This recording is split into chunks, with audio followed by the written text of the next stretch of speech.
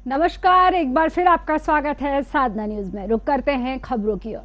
राहुल गांधी की सांसद सदस्यता समाप्त करने के संबंध में पूरे देश भर में कांग्रेस कमेटी के कार्यकर्ता प्रेस कॉन्फ्रेंस कर रहे हैं। इसी मामले में रामानुजनगर के प्रेमनगर में प्रदेश कांग्रेस कमेटी के सचिव नरेश राजवाड़े ने विधायक खेलसाई सिंह की उपस्थिति में प्रेस कॉन्फ्रेंस करते हुए केंद्र सरकार पर जमकर हमला बोला है।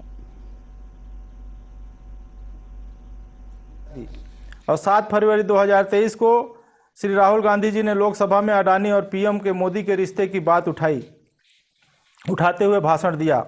और 16 फरवरी को 2023 को शिकायतकर्ता ने गुजरात उच्च न्यायालय से शिकायत पर रोक संबंधी अपने अनुरोध को वापस ले लिया। 27 फरवरी 2023 को निचली अदालत में सुनवाई फिर से शुरू हुई और 23 मार्च 2023 को अदालत ने श्री राहुल गांधी को दोषी ठहराया और अधिकतम 2 साल की सजा सुनाई। 24 मार्च 2023 को लोकसभा सचिवालय ने 24 घंटे के भीतर श्री राहुल गांधी जी की सदस्यता रद्द कर दी। हम न्यायिक प्रक्रिया पर कोई टिप्पणी नहीं करेंगे, आगे हम कानूनी लड़ाई लड़ेंगे। श्री राहुल गांधी की सदस्यता रद्द करने के 3 दिन के अंदर लोकसभा के गृह समिति ने मकान खाली करने के लिए 30 दिन का नोटिस दे दिया। यह सारी कार्रवाई यह बताने के लिए कि इस देश में तानाशाही और असहिष्णु सरकार चल रही है। बीजेपी को ध्यान भटकाने की 3 कवायद 3 हास्यास्पद आरोपों से साबित होता है। सबसे पहले उन्होंने दावा किया कि श्री राहुल गांधी ने विदेशी ताकतों से लंदन में भारत की मदद करने के लिए कहा। यह एक सफ़ेद झूठ है। अगर आप उनके वक्तव्यों को ध्यान से सुने तो उन्होंने कहा कि ये भारत का अंदरूनी मामला है, हम स्वयं इसका हल निकालने में सक्षम हैं। दूसरा, भाजपा अब झूठ का हवा खड़ा कर रही है कि श्री राहुल गांधी ने ओबीसी को निशाना बनाया। यह इसलिए कहा जा रहा है क्योंकि उन्होंने पीएम मोदी से एक सवाल किया था।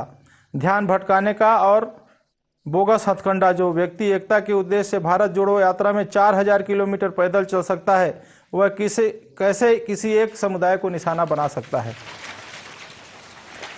तीसरा, सूरत गुजरात में एक निवासी अदालत के फैसले के 24 घंटे के भीतर भाजपा ने श्री राहुल गांधी की लोकसभा सदस्यता रद्द कराने के लिए बिजली की गति से काम किया। भले ही अदालत ने उन्हें उच्च न्यायालय में अपील करने के लिए 30 दिन का समय दिया था। भाजपा श्री राहुल गांधी से इतनी क्यों डरी हुई है? भाजपा अध्यक्ष श्री जेपी नड्डा की ओबीसी समुदाय का अपमान करने का आरोप लगाने की घटिया चाल उनकी स्पष्ट हताशा को साबित करता है।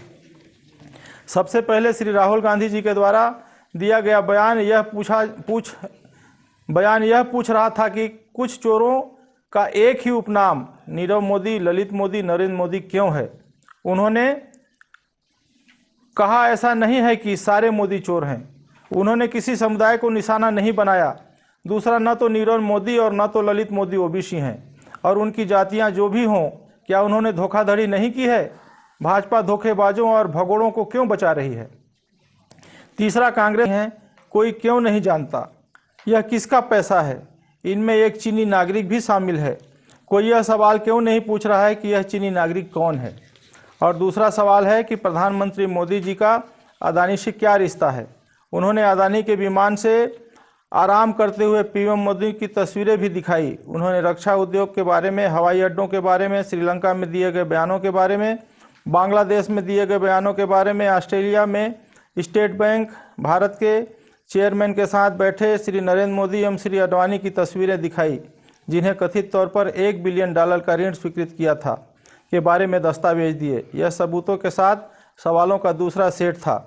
मोदी सरकार ने सवाल का जवाब तो नहीं दिया, उल्टे राज्यसभा से कांग्रेस अध्यक्ष श्री मल्लिकार्जुन खड़गे जी के भाषण से अडानी घोटाले के महत्वपूर्ण अंश और श्री राहुल गांधी जी के भाषण को लगभग पूरी तरह से संसद के रिकॉर्ड से हटा दिया गया। क्यों?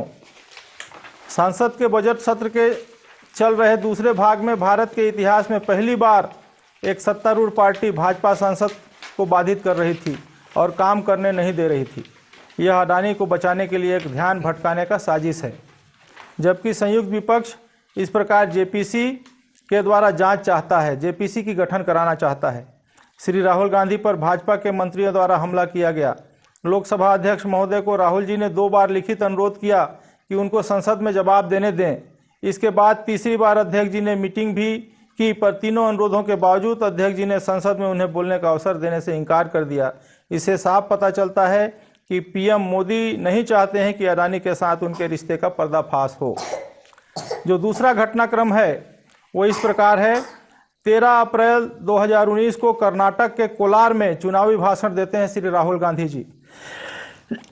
16 अप्रैल 2019 को बीजेपी के विधायक श्री पूर्णेश मोदी ने गुजरात के सूरत में शिकायत दर्ज कराई। 7 मार्च 2022 को शिकायतकर्ता ने अपने शिकायत पर गुजरात उच्च न्यायालय से रोक लगाने की मांग की।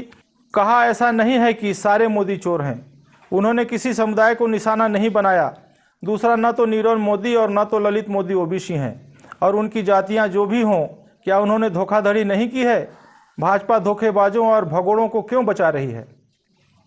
तीसरा, कांग्रेस पार्टी में 2 ओबीसी मुख्यमंत्री हैं। इससे यह साबित होता है कि कांग्रेस उनके योगदान को महत्व देती है।